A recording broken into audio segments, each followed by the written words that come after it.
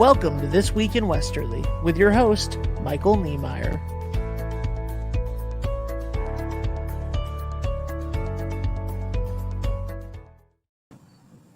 Good morning, everyone. Happy Saturday. My name's Michael Niemeyer, and this is This Week in Westerly, where we talk to folks about what's going on in Westerly and just get to know our neighbors a little bit better. Boy, do we have a lot to talk about today.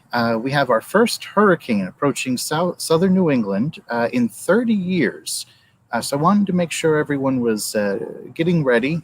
Wanted to make sure everyone knew what they had to do to make sure that they were safe. So one of the things I thought we'd cover is we have the town website has evacuation routes in case things get hairy. If we could put that website there, check that out, get a sense of where your community in Westerly falls, the best way that you can go to be safe in case things start getting difficult. Some other basic preparation tips. I know you're all New Englanders. You all know what to do. Just go ahead and get some canned food. Make sure your car is gassed up. Charge your phone, get some extra batteries charged up, get a charger ready to go.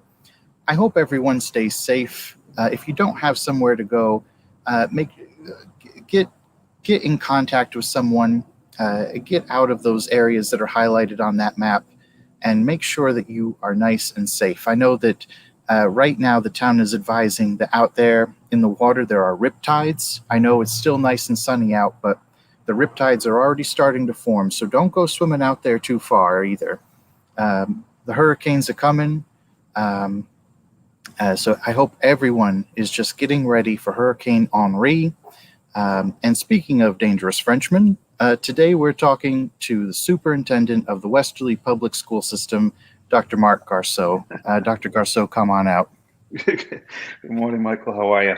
Good. How you doing? Doing well, thanks. And I think that's all important advice, though, to get ready for the hurricane. I'm that guy that's always driving around on E, and I got to go gas up myself and put some furniture away.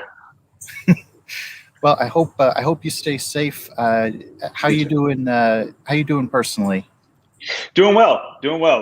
Last week was a very busy week. We've got a lot of preparations going on for opening school, but I also had to move my daughter down to Florida. She starts college as a freshman this year, so that was exciting and traumatic for a dad who's saying goodbye to his baby. And flights are a challenge right now, so I got through that. But then the administrative team is working together to plan to open up with kids arriving starting on Tuesday the 7th, the day after Labor Day. So there's a lot to do, but we've learned a whole lot about how to navigate this craziness that we live in over the last year and a half.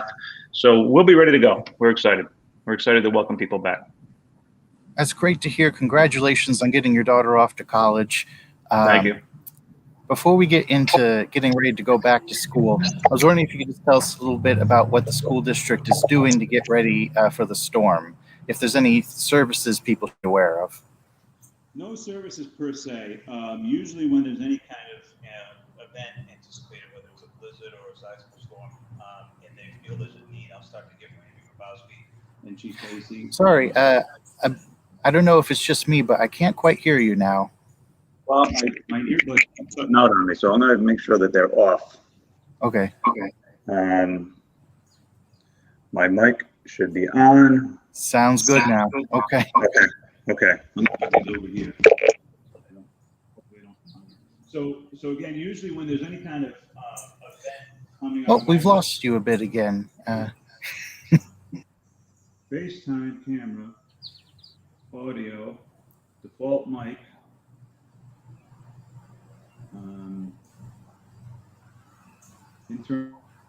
Built in. Can you hear me now? Yep, now we can. Okay. All He's even further away, so they don't try to come on.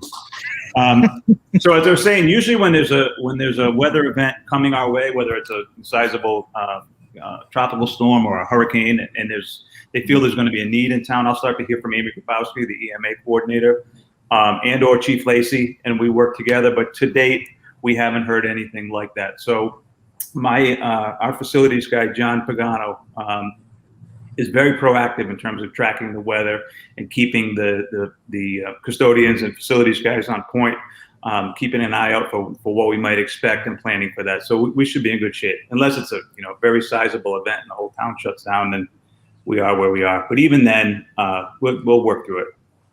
Awesome. Okay. Well, good to hear everything's ready to go. Son of a gun! Now I can't hear you, Mike. Oh no. All right, Ben. Can you hear me? Why is that? Hello. Oh dear. All right. Well, this is a live show and all. I can't. He's gonna have to change his audio. He's gonna have to change the headphone jack, the speaker option. Can you hear us now? Now I can hear you. Okay. All right. We'll stick with those headphones for now, maybe, and that might do it. Boy, the fun of a live show is Technology is wonderful when it works. One time I got stuck on the side of the road in Massachusetts, and the Department of Transportation guy who came along said something that stuck with me. He said, "Boy, the easier things get, the harder they become." Oh dear. So now we know how we're getting ready for the storm. Tell us a little bit about getting ready to go back to school. You mentioned it's coming up soon. I know my daughter's excited. Tell us what's going on there. Well, so as I think I said in an email blast to parents the other day, we really, going into graduation, we had a beautiful night out on the football field, and everybody was maskless, and it seemed like it was over, and the sun was out, and the numbers were declining, and everybody was getting vaccinated. It seemed like this was finally going to be over. But one of the things I've thought about all along is, wouldn't it be a shame to get this all down to embers, only to see it flare up again?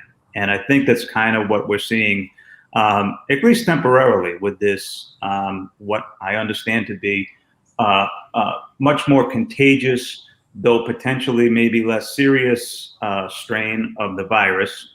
And obviously, I'm not a medical doctor. I get all my medical advice from Facebook, which is highly recommended. I think there's a great deal of expertise in town.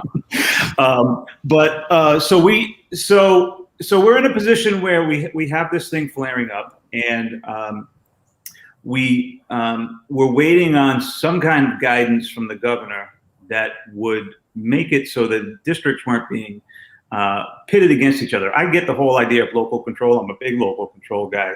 But if this is a serious issue, we need some guidance or some guidelines or some guardrails in place to help make those decisions. So there's a lot of back and forth about, should we be strongly recommending the wearing of masks? Should we be mandating masks? Should we be? I had a draft policy prepared that would kind of be on a sliding scale. If we were at low levels of transmission in the community, we would be maskless, but we might recognize that on any given Friday, based on local data, I might have to say, okay, folks, for the time being, we're going back in masks starting Monday until further notice. So I had these different scenarios ready to go, and I was still working through them. And then the governor came out and was issued that executive order on Thursday that really kind of took it out of our hands. So that's a kind of a good news, bad news thing. It's a bad news thing in terms of, again, local control, but it sure makes the superintendent's lives easier to plan with colleagues and coordinate and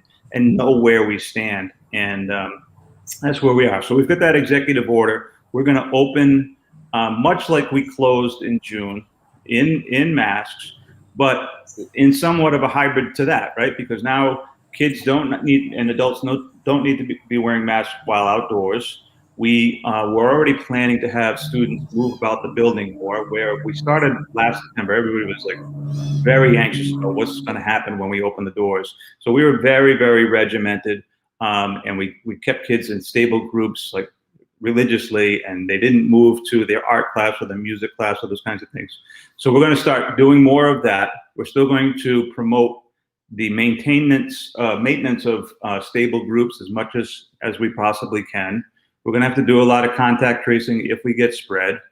So a lot of things are going to be the same as they were in the spring. Some things are going to be more relaxed, and we're just going to keep a real close watch on this situation as we move forward. Okay. Well, I like the plan that you laid out there to keep an eye on transmission rates. I'm not going to lie, as someone with a family that has a lot of a member at least who has a lot of health problems, I was really glad to hear that masks were going to be involved in the reentry. Yeah. But as you kind of intimated, I was befuddled by the way we got there. It was kind of mystifying in the way Rhode Island politics often are. I was wondering if you could kind of walk us through a little bit of that. Maybe start by just telling us what is the K through 12 Council and what is their normal role? They hire I guess the easiest way to think of them is kind of the school committee for the state. Okay. The local school committee hires me, sets the budget, sets priorities and policy and that. And the Council on Elementary and Secondary Ed basically does that at the state level. They hire Commissioner Green. They promulgate a lot of policies. They do a lot of guidance work in that. So, there was some question about when they said we will not approve any reopening plans that don't include a mask mandate. One, a number of people said, I'm not sure they have the authority to do that, including the commissioner. But she said on the news, but I'm willing to fight that fight. I'll go to court. They're my bosses. They tell me what to do. This is what we're going to do. I'm kind of in the same boat locally. If I have parents emailing me and saying, how dare you do this? And I said, well, if you think I'm going to defy the governor, it's going to be a long wait. The governor and the Department of Health and that. So they made that decree. The other part that I wasn't clear on was they never approved our opening plan last year. So if they were not going to approve our opening plan for this year, what does that mean to me? I don't know, because my first inclination is to say not much, because it didn't in the past. Mm-hmm. We submitted a very comprehensive plan to the state last year about opening up. We didn't get a whole lot of feedback from the state. We just knew that it was what we felt was in the best interest of our community, and we made it work. We were quite successful in keeping the buildings and schools open, and that's what we did. So when they said that, I guess that was Tuesday or maybe Monday, and then there was mounting pressure on the governor, and the governor gets it from all sides as well. He was going to anger people on either side if he didn't take a position, or if he did take a position too. So he takes a position. If he said, I'm not mandating masks, puts a lot of pressure on communities, had a lot of parents very upset, very riled up. Why isn't he doing this? If he does do it, you got a lot of parents very upset. This is overreach. Everything from this is governmental overreach to this virus is a hoax. We've got the people on this whole continuum. So he was under a lot of pressure to go one way or another. And in all honesty, he's got an election next year. I don't. So he has to figure that metric as well. So then he, Thursday, says he's going to issue this executive order. I've got people telling me he's got no authority to do that, but we've been living under executive orders for almost a year and a half now. So that's where we are. So when he says that, and we get the 2-page whereas document that just bullet after bullet says, this being the case, with the powers vested in me as governor, here's what I say: everybody's going to be in masks.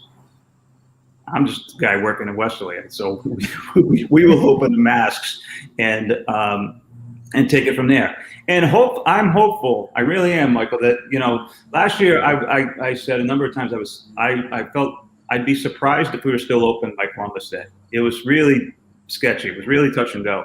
This year, maybe the whole thing is over by Columbus Day. Maybe this little flare up and this strain burns itself out over the next 4 to 5 weeks. Again, who knows what they're talking about? But I heard somebody on the radio the other day, a talk radio host, saying that these kinds of things tend to run 4 to 6 weeks when you have a strain come through, a variant. If he's right, maybe it is over by Columbus Day. Wouldn't that be great? And then we can continue to relax the protocols and the masking and those kinds of things. But it's going to be a long haul. But we've done this, and it's not going to be as intimidating as it was last year. I love the optimism. I love the preparedness. My hopes are right there with you. Last time we talked a little bit about your PhD thesis on distributive leadership.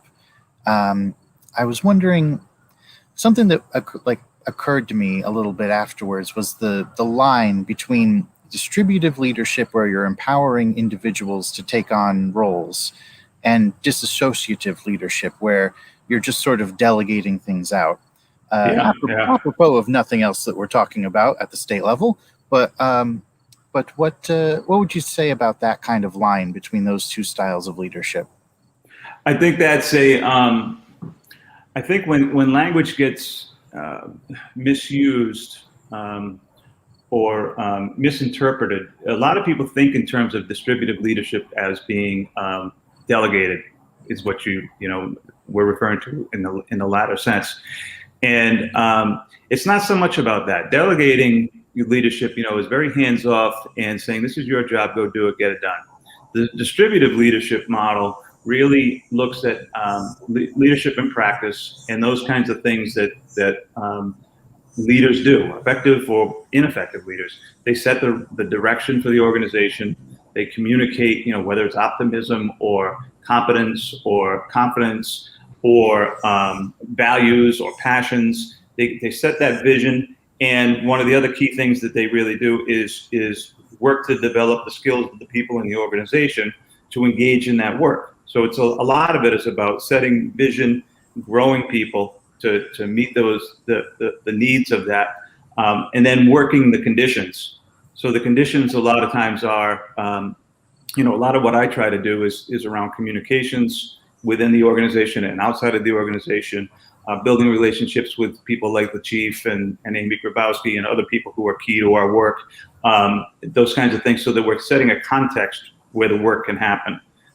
The leadership really plays out between the leaders, and maybe one person is the hub in that wagon wheel analogy that I used before. Maybe one person is the hub, but the work plays out as we do the work between us, and it happens within a context, and it happens using tools like communication, tools like data sets, tools like any of the things that we do to do the work. We often have to create those tools, like an understanding of what distance learning even means, for example. And by doing so, we kind of change the nature of the work, and those tools help to perpetuate and propel the work itself. So there's a lot that goes on, but it's a heck of a lot more than just saying, this is your job and go do it. It's about trying to grow people in their capacity and their confidence to engage in the work and do it with you. Awesome. Thank you for walking me through the difference between just saying, hey, this is this person's job, and actually giving them the ability to carry it out in that distributive fashion. It's really, really a team effort. And if I'm the quarterback, okay, but otherwise I'm just another guy on the team. Everybody has strengths that they bring to what we do. I've got really smart people around me, smarter than I am, and certainly collectively. I will tell them, a lot of times, individually, we might be a bunch of dopes, but collectively, there's not a lot we can't figure out. And we do. Well, that's great. It sounds like there's a good team there. There's a great team. It's an honor to be a part of it. It really is. It truly is. That's wonderful. I'm going to turn to a topic that might be a little difficult because we've had there's been a lot of strife in town about it. The debate around critical race theory. Sure. I don't mean to be glib. This must have been a difficult thing for you to go through, but you've basically been accused of operating a deep state plot to indoctrinate the children with cultural Marxism. Could you tell us? I'm the least bit glib. How you handling that, and just tell us a bit about what happened there. It's an ongoing thing, and it has very little to do with reality and what's actually happening in the schools. And it started about a year ago from one individual, and there were a couple of individuals in town that frankly had never heard of critical race theory prior to a year ago, and don't even know what it is other than what Tucker tells them it is, right? And that's the reality, and that's where we are. So critical race theory, I was familiar with it as virtually any doctoral student is. because it's a framework that's used to look at how structures in the original sense, the law intersects with the lived experiences of people of color or other marginalized groups, whether it's, it was behind the feminist movement, critical feminist theory, critical queer theory, critical crip theory, which, is not a word we use anymore, but that refers to people with disabilities and how they're treated, and just looks at, are there structures in place that impede access, and are there opportunities to change those structures, whether they're laws or in legislation or even habits of mind that remove any of those barriers. So it's taught at the doctoral level, it's taught in legal school, and it is not in any way taught in our elementary schools, our middle schools, or our high schools.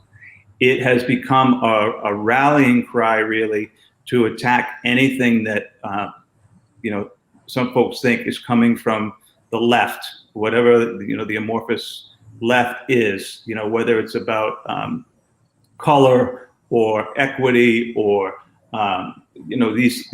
these phrases that have been co-opted and really weaponized even against us. So if you take the idea of diversity, diversity, inclusion, and equity are other big buzzwords that people get incensed about lately. Westerly is increasingly, although not extensively, diverse. There are people moving into the community that don't necessarily look like or have lived experiences like or have experienced the American experience like the average white Italian male in Westerly. That's reality.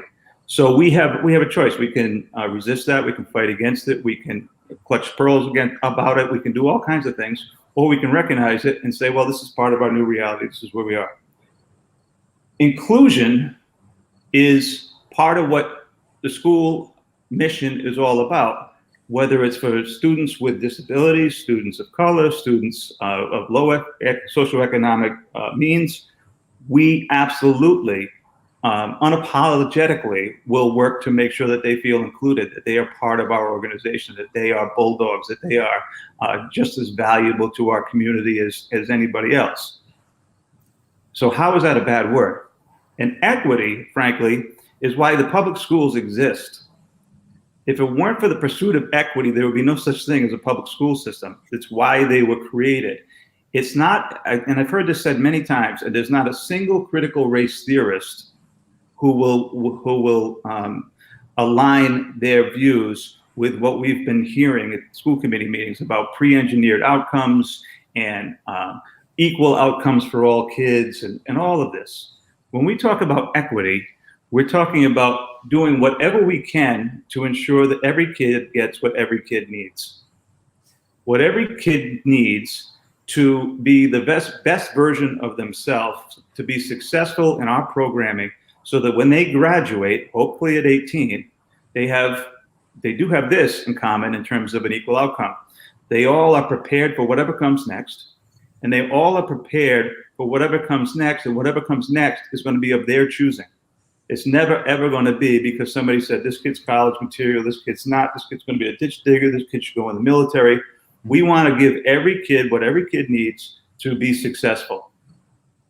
Equity is why we have special education laws, to ensure that kids with disabilities have access to the curriculum.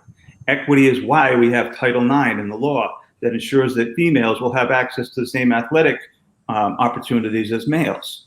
Equity is why the Andrea built a ramp next to their restaurant so that a wheelchair can get down to the water. It's about equity of access to what everybody else has. So again, unapologetically, we are in pursuing equity at all times. It never ever, and I've heard this nonsense too, that it's about dumbing down the curriculum so that all kids can see. No, it's never about lowering the bar.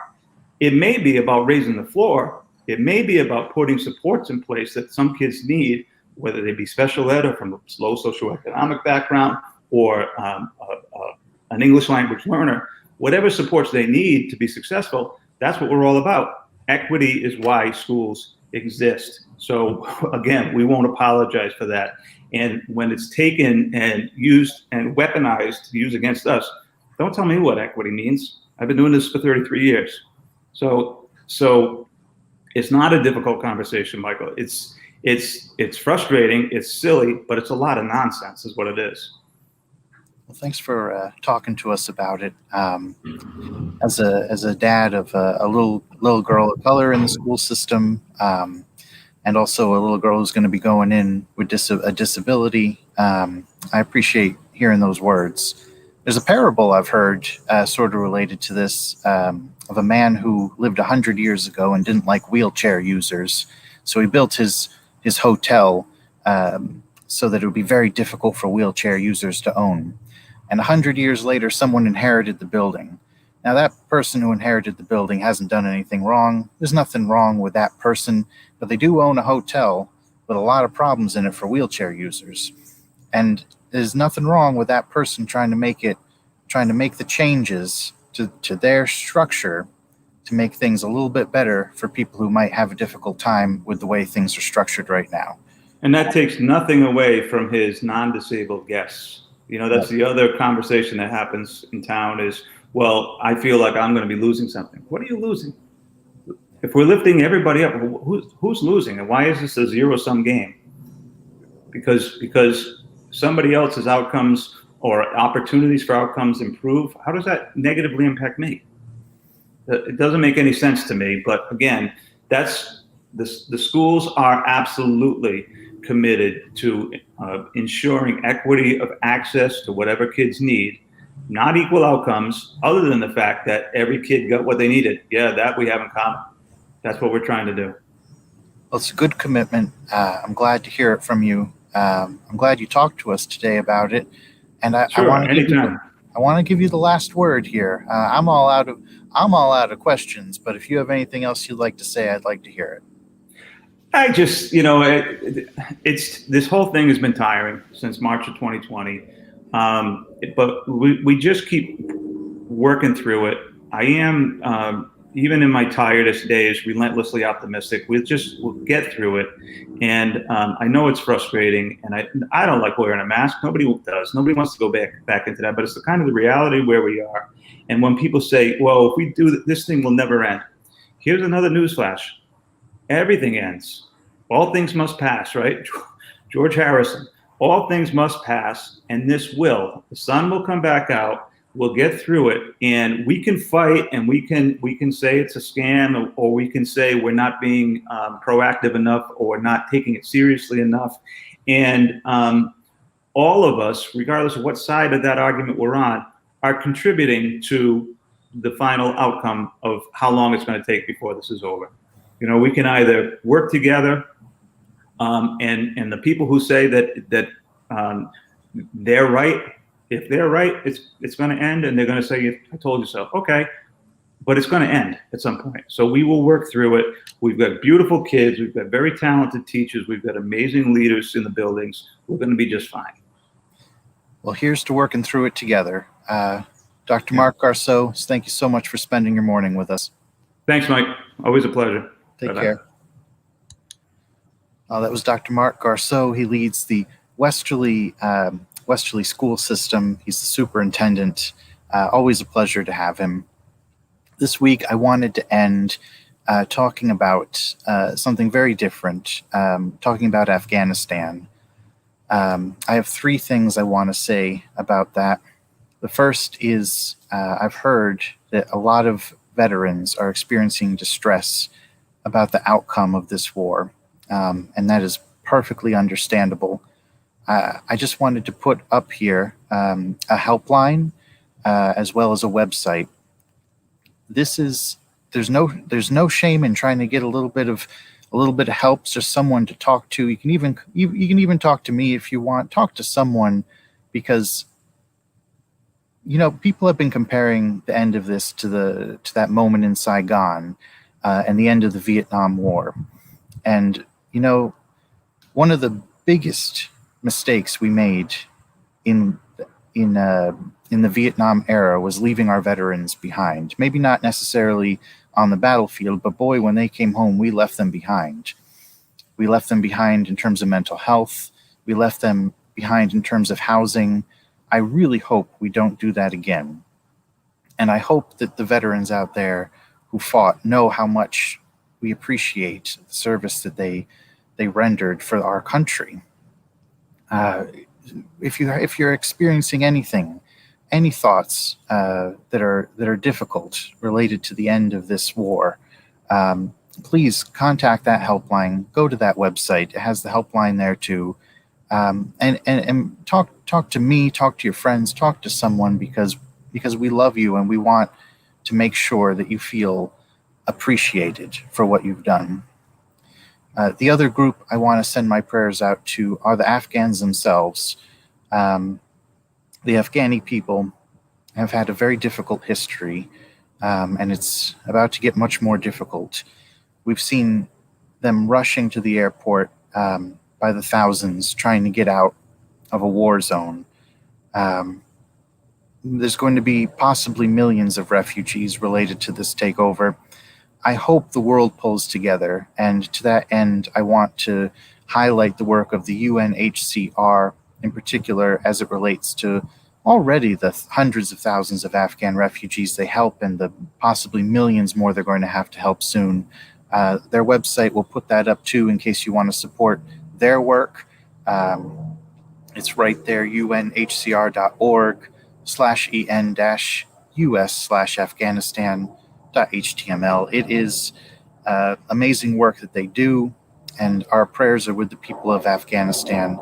And the third thing I want to talk about, I'm an avid student of history. People have been saying that what we did there was a mistake, and I'm not going to comment on that. But they've also been saying it was a waste. There was, over the past week, a day where the Afghans celebrate their independence from Great Britain, something that we are familiar with as well. And on that day, after the Taliban takeover, you didn't see Taliban flags flying all over Kabul. What you saw were the flags of the Afghanistan we helped build, an Afghanistan that had a lot of promise for women's rights, had a lot of promise for minority rights, an Afghanistan of hope. That's a hope for liberty that the last 20 years, even if it didn't end in a stable government, instilled and will be remembered by the Afghani people. I want to comment that here in the United States, our own seed of liberty was planted in the 1600s during the English Civil War, the first time the colonies experienced anything like semi-independence. The time between that first seed of liberty being planted in the early American colonists until the time when we actually achieved our independence from Great Britain was over 100 years. History moves in difficult, long, but fruitful ways. The seed has been planted in Afghanistan. The flags of the old Afghan government that resisted against the Taliban are still flying. I want us to have some sense that there was a purpose to it all. Maybe it wasn't. Maybe the strategy was wrong. Maybe the mission was conducted in a manner that wasn't conducive to the outcome. But there's been a seed planted there, and we should have some hope, and we should be prayerful for the folks who have been impacted by this outcome, and especially in Afghanistan, and especially our veterans. Well, I've gone on long enough. I want to thank Dr. Garceau again. I want to thank everyone for joining me on this beautiful, beautiful Saturday. Be good to yourself, be good to each other, and be good to Westerly. Take care.